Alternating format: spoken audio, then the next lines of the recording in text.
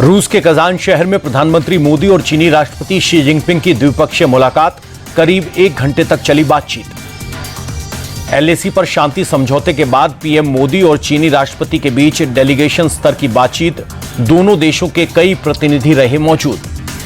Jinping से मुलाकात के बाद पीएम मोदी बोले, 5 साल बाद हमारी औपचारिक मीटिंग, विश्व शांति और स्थिरता के लिए हमारा साथ जरूरी। प्रधानमंत्री मोदी ने कहा, एलएसी पर हुई सहमति का स्वागत, सीमा पर शांति बनाए रखना हमारी प्राथमिकता, अच्छे संबंधों के लिए पारस्परिक सम्मान जरूरी। पीएम मोदी बोले, आपसी भरोसा संबंधों के आधार पर बने, आपसी सम्मान के साथ आगे बढ़ने पर जोर, हम खुले मन से बातचीत करेंगे। 16वें ब्रिक्स सम्मेलन में पीएम मोदी का संबोधन, बोले, ब्रिक्स के नए सहयोगी देशों के स्वागत के लिए भारत तैयार, सभी सदस्य देशों की मर्जी को ध्यान में रखकर ही हो फैसला।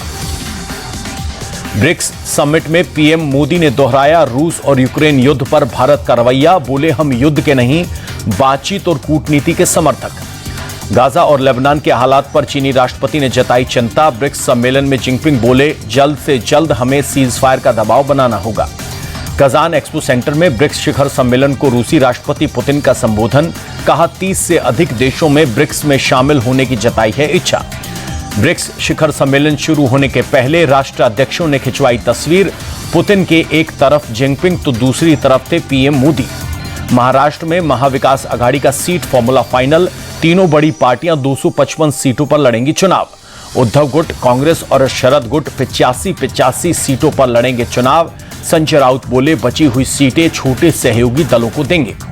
महाराष्ट्र कांग्रेस अध्यक्ष नाना पटोले का दावा, महाविकास आघाड़ी बनाएगी सरकार।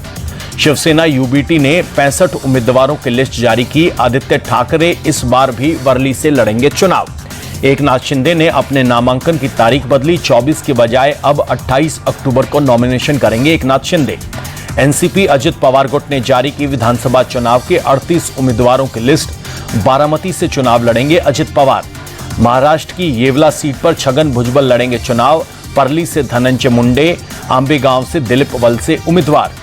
वायनाड सीट से प्रियंका गांधी वाड्रा ने किया नॉमिनेशन। राहुल गांधी, सोनिया गांधी और मल्लिकार्जुन खड़गे भी रहे मौजूद। नामांकन के बाद पति रॉबर्ट वाड्रा और भाई राहुल गांधी के साथ पुतुमाला सामूहिक कब्रिस्तान पहुंची प्रियंका गांधी। वायनाड भूस्खलन में जान गंवाने वालों को दी श्रद्धांजलि। वायनाड में प्रियंका गांधी के नामांकन से पहले सभा को किया गया संबोधित, कहा, पहली बार खुद के लिए प्रचार कर रही हूं, नई यात्रा में जनता मेरी मार्गदर्शक।